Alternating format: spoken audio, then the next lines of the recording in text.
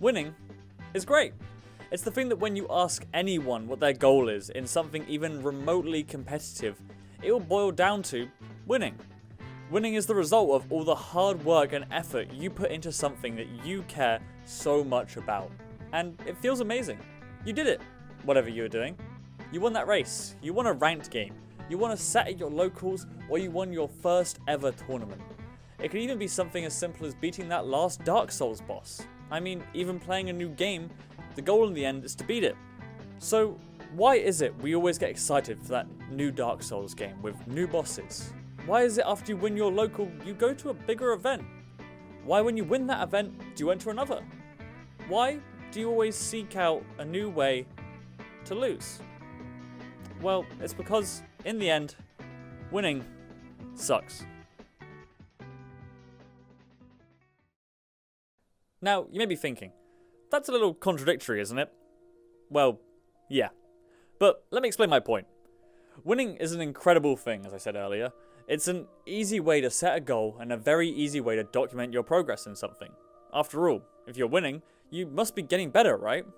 Well, I mean, sometimes. But it's not the best way to gauge your skill at something. I mean, let's say you're losing to one player over and over again every week, and you get so frustrated with this that you decide to take a month break from your game or sport, but then you come back after that month and play that same someone that you always lose to. But that day they're playing a little off, or maybe your mindset's a bit better, and you're able to squeeze out a win. I'm sure it would feel great, but did you get better in that month? The reality is that you were probably always able to beat them, but just never had the right circumstance. But that win is the easiest way to see that you've gotten somewhere. So a lot of people end up relying on that. It can be addicting, a powerful motivator for improvement, and it's a hell of a drug. But this can easily spiral into an unhealthy relationship with winning.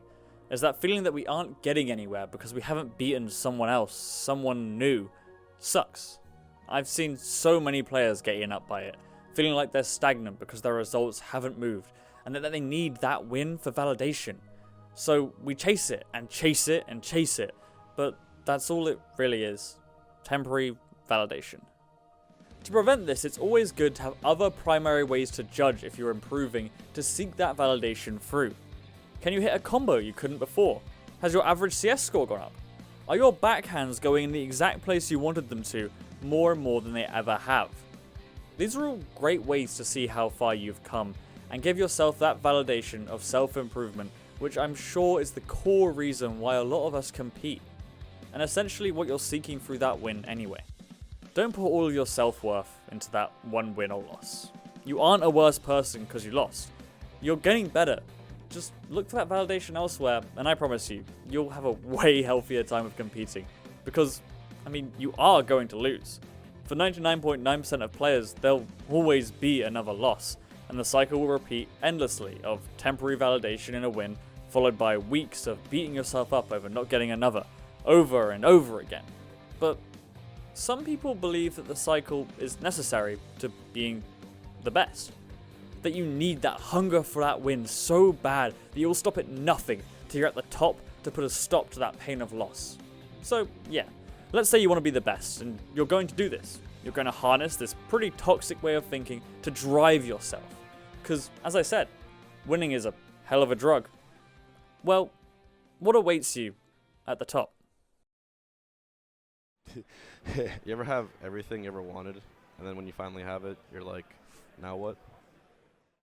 Now, you might not think that this is something that you, many people, or even me, are able to relate to. But I'm sure a lot of you have been the best at something in your circles, whether that's a small group of friends, a club, or even the best at a game at a party. And what you might not realize is that those small feelings you might have had do carry on, no matter how great the achievement. For me, I think being in any of these positions is great. At first, I swear this video isn't all negative, just let me get to it.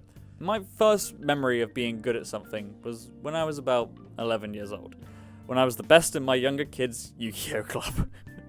I was obsessed with Yu-Gi-Oh. I loved it so much, I tested and played against myself all day because I had no siblings who lived with me.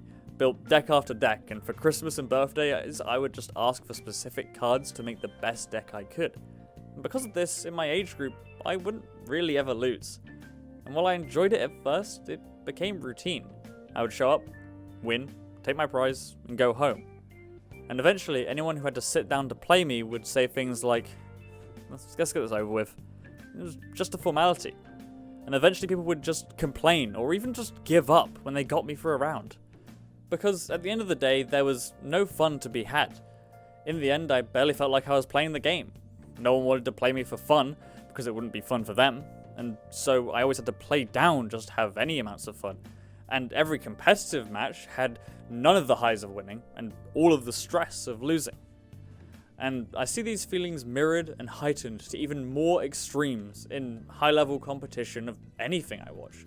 In Smash, a young dominant Mango would constantly sandbag, even going as far as to make a separate personality to recapture the feeling of chasing that win.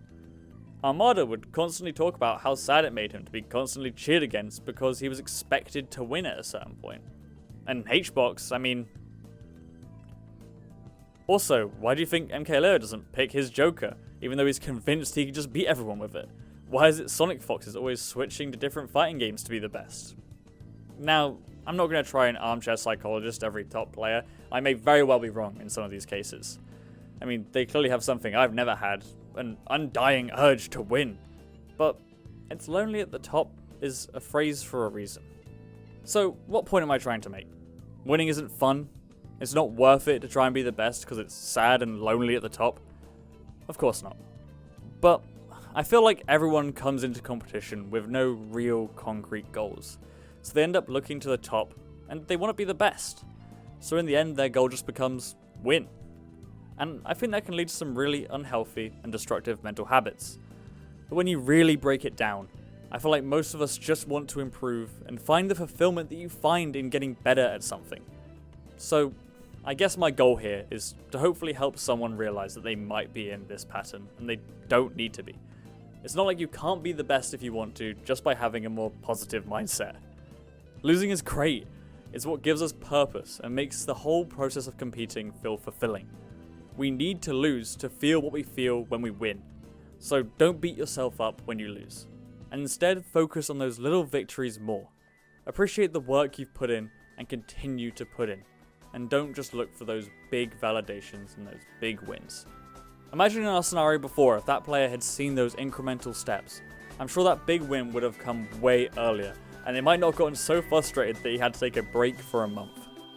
So, enjoy those big wins. They're incredible.